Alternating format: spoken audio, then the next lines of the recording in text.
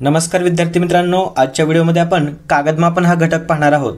या घटकावरील स्कॉलरशिपच्या एक्झाममध्ये या आधीच्या वर्षी येऊन गेलेले प्रश्न व काही महत्त्वाचे प्रश्न आजच्या व्हिडिओमध्ये पाहूया। व्हिडिओ अत्यंत उपयुक्त असणार आहे, त्यामुळे व्हिडिओ शेवटपर्यंत पहा। सुरुवात करूया आजच्या व्हिडिओला। कागदमापन हा घटक शिकत असताना आपल्याला डझन म्हणजे काय, एका डझनमध्ये किती वस्तू, एका ग्रोसमध्ये किती वस्तू असतात, एक दस्ता म्हणजे काय, रिम म्हणजे काय, या गोष्टी माहिती असणं आवश्यक आहे। तर या काही महत्त्वाच्या गोष्टी आपण पाहूया, त्यानंतर उदाहरणं पाहू। आता 12 वस्तू बरोबर एक डझन, म्हणजे एका डझनमध्ये 12 वस्तू असतात। एक ग्रोस म्हणजे काय, 12 डझन बरोबर एक ग्रोस। आणि असं जर विचारलं की एका ग्रोसमध्ये किती वस्तू किंवा कागद असतात, एका ग्रोसमध्ये 144 कागद असतात। हे 144 कसं आलं, एका डझनमध्ये 12 वस्तू, तर 12 डझनमध्ये किती वस्तू, 12 गुणिले 12 म्हणजेच 144। तर 12 डझन बरोबर एक ग्रोस, किंवा एका ग्रोसमध्ये 144 वस्तू किंवा कागद असतात। यानंतर एक दस्ता म्हणजे किती, एक दस्ता बरोबर 2 डझन म्हणजेच 24 कागद असतील। एका दस्त्यामध्ये 24 कागद असतात। आता रिम म्हणजे काय हे आपण पाहूया।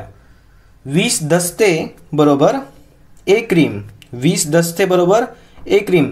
एका दस्त्यामध्ये 24 कागद असतात बरोबर, आणि 20 दस्ते बरोबर एक रिम तयार होतो, म्हणजे 24 गुणिले 20 बरोबर एका रिममध्ये 480 कागद असतील।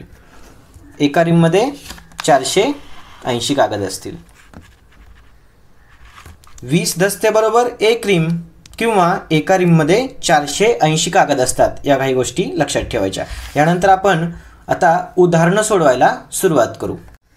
प्रश्न पहिला, 400 रिम कागदांपैकी 275 रिम कागद वह्यांसाठी वापरले तर किती दस्ते कागद उरले। या ठिकाणी आपल्याला विचारलेलं आहे किती दस्ते कागद उरले, आपल्याला हे नाही विचारलेलं की किती रिम कागद उरले। आता 400 रिम कागदांपैकी 275 रिम वापरले, म्हणजे 400 वजा 275, तर आपल्याला कळेल की किती रिम कागद उरले होते। तर आपल्याला उत्तर जे आहे ते दस्त्यामध्ये विचारलेलं आहे, त्यामुळे आपण आता 400 रिम कागद वजा 275 रिम जे की आपण वापरलेले आहेत त्यांची वजाबाकी करू। 400 वजा 275, 10 मधून 5 गेले, 5 राहिले, हातच्या आला 1।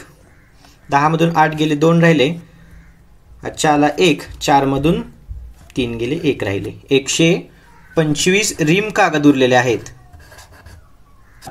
उत्तर विचारलेलं आहे दस्त्यामध्ये, त्यामुळं रिम आणि दस्ता यांचा परस्पर संबंध आपल्याला शोधून काढला पाहिजे। या ठिकाणी आपण पाहिलं होतं 20 दस्ते बरोबर एक रिम, म्हणजे एका रिम बरोबर 20 दस्ते होतात।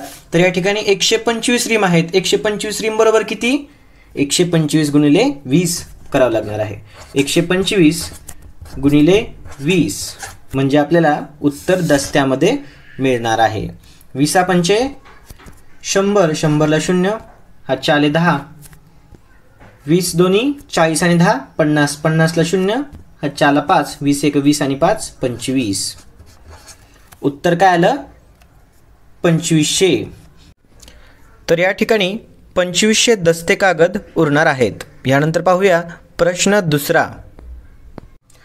प्रश्न दुसरा, एक रिम कागदापैकी 324 कागद वापरले तर किती डझन कागद उरले। या ठिकाणी विचारलेलं आहे किती डझन कागद उरलेले आहेत। एक रिम म्हणजे किती, एक रिम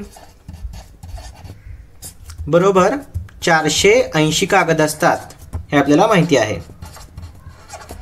तर एक रिम कागदापैकी 324 कागद वापरले, याचा अर्थ 480 कागदापैकी 324 कागद वापरलेले आहेत। तर यांची वजाबाकी करू। 480 वजा 324, 10 मधून 4 गेले, 6 राहिले, हातच्या आला 1। 8 मधून 3 गेले, 5 राहिले, 4 मधून 3 गेला, 1 राहिला। 156 कागद या ठिकाणी उरतील। तर आपल्याला उत्तर कशात विचारलेलं आहे, डझन मध्ये विचारलेलं आहे। तर याचा अर्थ काय, 156 कागद बरोबर किती डझन असं आपल्याला काढायचं आहे। तर 156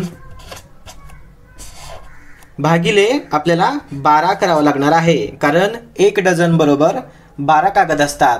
म्हणून 156 कागद भागिले 12 बरोबर आपलं उत्तर डझनमध्ये येणार आहे. तर उत्तर डझनमध्ये काढण्यासाठी आपल्याला काय करावं लागणार आहे?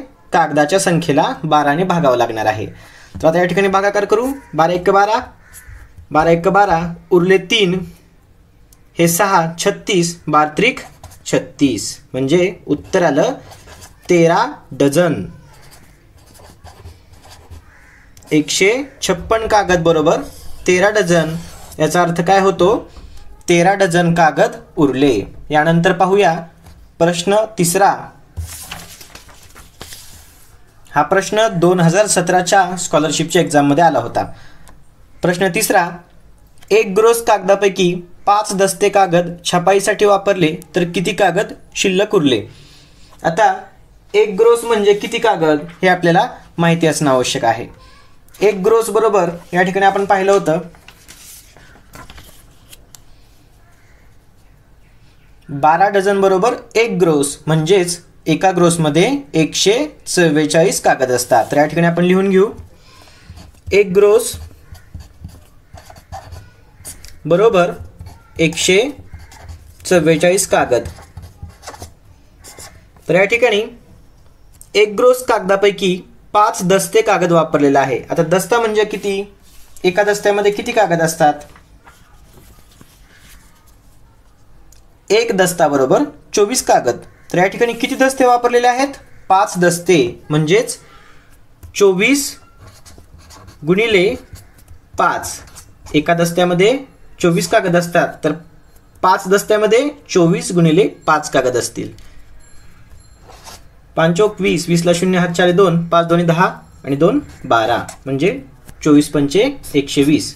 तर या ठिकाणी 120 कागद वापरलेले आहेत. म्हणजे 1 ग्रोस पैकी 120 कागद वापरले, म्हणजे 144 कागदांपैकी 120 कागद वापरले. तर उरले किती? यासाठी आपण 144 वजा 120 करू.